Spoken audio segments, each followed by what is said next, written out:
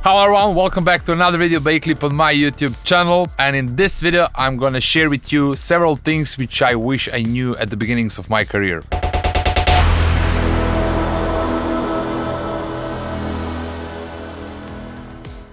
So there's a plenty of things which I really wish I knew at the beginning of my career, but I'm gonna share several things or a few things that I really think that would fasten up developing my career to the point where I am today, and some things which I knew would save me a lot of time. First thing is that I really wish that I knew the whole process of developing a track. If I knew all the processes or all the steps in developing or making a track, which is like the steps of songwriting, sound design, mixing, arranging, so all the different processes. If I knew that I'm doing the work of several people from the music industry, I think that some of those things which were causing me the most of the time and the things in track development which I didn't enjoy, that if I knew how to avoid that, or if I knew better in a way of hiring some people to do that part of the work, would really fasten up my career and would save me a lot of time of learning some things which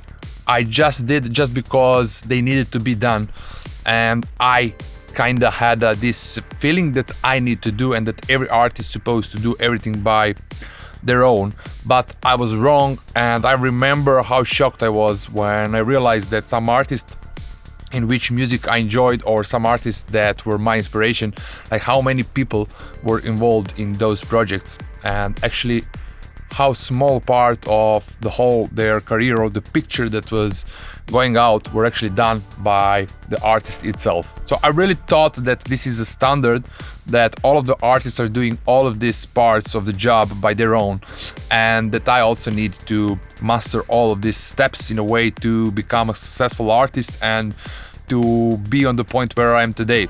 But as I already said, I was wrong, and I really wish I knew that, and that I kind of let some other people help me more in a way of hiring them to do some parts of the job. So I will take an example of the mixing, as I believe this is the hardest step of developing the track, as it really requires a lot of knowledge, experience, and so many factors.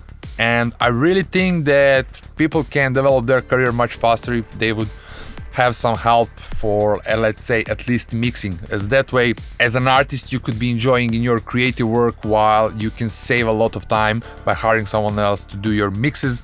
And I really wish that I knew this before, as now if I go backwards, I probably wouldn't go on that path, as I really thought that I will be spending much less time and that I will get the results that I want much faster. But now I realize that after 18 years I'm arriving to that point. But when I see all together, I think it caused me to spend a lot of time inside of this process. So why am I mentioning this is because there's a conflict between the artistic side and entrepreneur side, and I believe that all of the artists can be set in those two types, to say, as these are two totally different types. So one thing is to be comfortable in your studio, smoking some joints and enjoying your creative work, maybe microdosing yourself and having your cozy environment around you where you can set up everything that you really like. And another thing is to make that piece of art that you created successful. So there's this process of being an artist where you can express yourself and being creative and make something. But another thing is completely different, is that you make that piece of art or the piece of music which you created to become successful in a way of arriving to the point or gaining some listeners. Even if you are making the quality piece of art, it will be hard to reach to the listeners. As we all know today, music industry is overloaded with so many releases all the day, every day, almost all the time, as making music was never easier.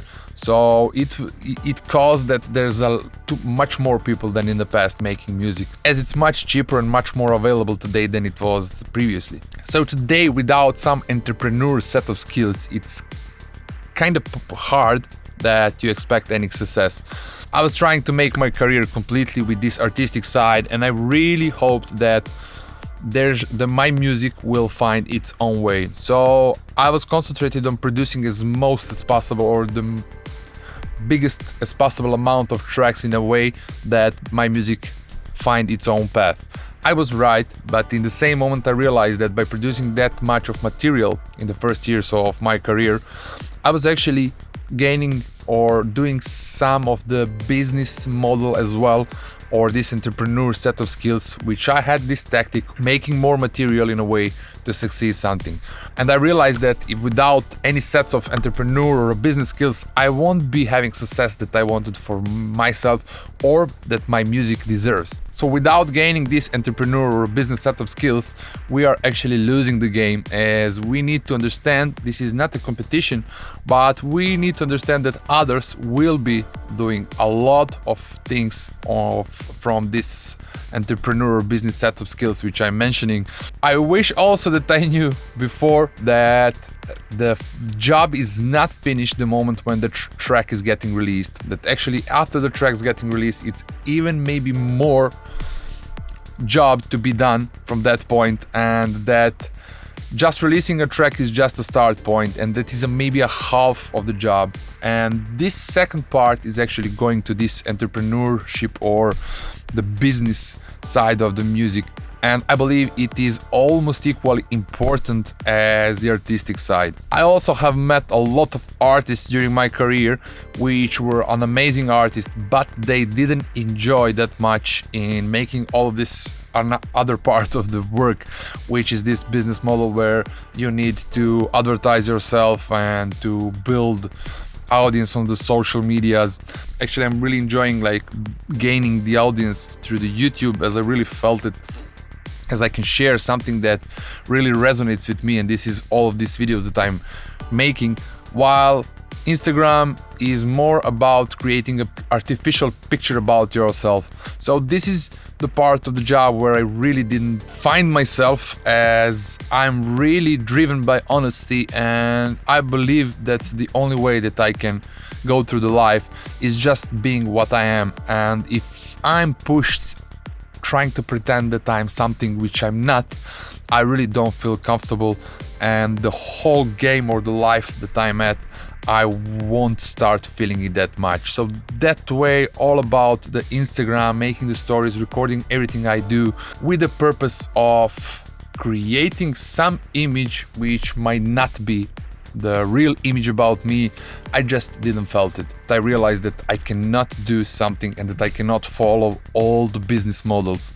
So this is the second thing that caused me a lot of time paying off so much scheduled posts and doing some work which I really didn't feel. And doing the things that you don't feel is most likely to end up of those things not being done well. So I believe that we can only do a proper job or a good job on the things that we resonate with or that we feel good about and that we enjoy doing. So doing something that you don't feel, I really wish that I knew before that I could or pay somebody or not do them at all. So now we are coming to the point of making the career successful. So first of all, when I started my journey on gaining my career, my idea was that I wanted to live from making music. I was too young to understand how the whole music industry works, and of course everything was changing. So my idea was that I wanted to be a studio guy or to create music. I didn't have any image. I was just enjoying so much and being creative, and I wanted to live from that or make the money for living from that, from being in a studio making music and somehow to sell my music and to live from that. But from the point when I started until the point when I became good and when I started releasing my music, there was a decent amount of time passed already. So the whole industry was changed. There wasn't that much money from the releases. Of course, even when I started, it was much more money than that is today, because today everything about our creations is like super ridiculous, as the whole digital thing, of course, now Some of you might think that I'm complaining about some other times and that I might get older, but it is not about that. It is about spending your time and your energy in creating something which will end up not having any value. And this is because everything is digital. And I will give you a perfect example of that is that now when you spend your time and you upload something to the YouTube, you will just have a number which will not having any end. When you compare that with the number of CDs that we used to have in the past, let's say there's a 2000 CDs and people were buying CDs. So by having a limited amount of those copies, there is some significant value to it. While if there's no limit, if it's unlimited, there's no any value to it. And this is why the music is not being bought anymore, especially uploading to YouTube, where everyone can see it for free and gaining not that much revenue. I'm not complaining, I'm just comparing it with the before, how it was, and this is how I see it, why everything went down. Of course, there are some hopes that NFTs will help that to bring the value to everything that we create, as NFT is actually what's gonna create the limitation of the numbers of the everything that we're gonna make as our music. When I came to the point that I realized that it's not gonna be enough and that I cannot create that much music and release it in order to generate enough financials to be living from it, I realized that the more beneficial financial part of having that career is performing or mixing the music. I mean mixing as a DJ or a performer or live set or whatever you want to call it. And that moment I realized that I would need to learn how to DJ. I was really lucky because I really felt it and I really enjoyed, so I really connected to it, and I discovered that it's also kind of our type of the art by itself. So I started enjoying in playing my sets as well and creating them, selecting the tracks and everything that goes with it. But then I realized like how hard it is in some moments. Again, I'm not complaining, I'm just trying to tell you there are several things which I would like that I knew before I started, as I would maybe make a different choices or I would fasten up the whole process around it. Being on the tours or the roads, and I had crazy years of playing every weekend on a different parts of the globe, which is financially really good.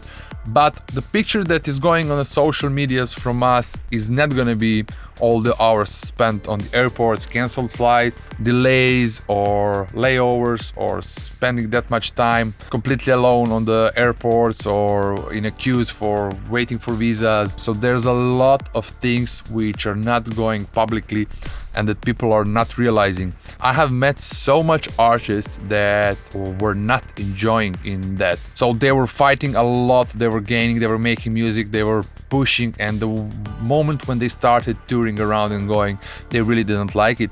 If you didn't saw the documentary about Avicii, please check it out, because in that movie you will exactly see what I'm talking about.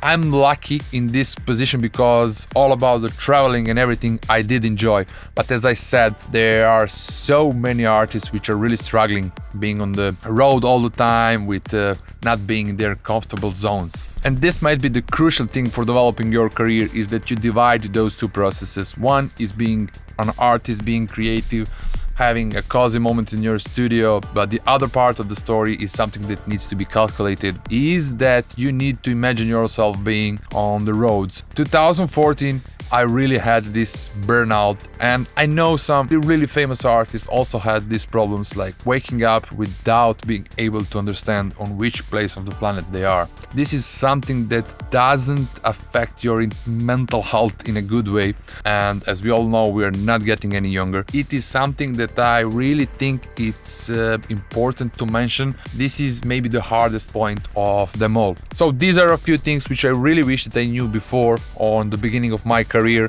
as I think I could plan it a bit better.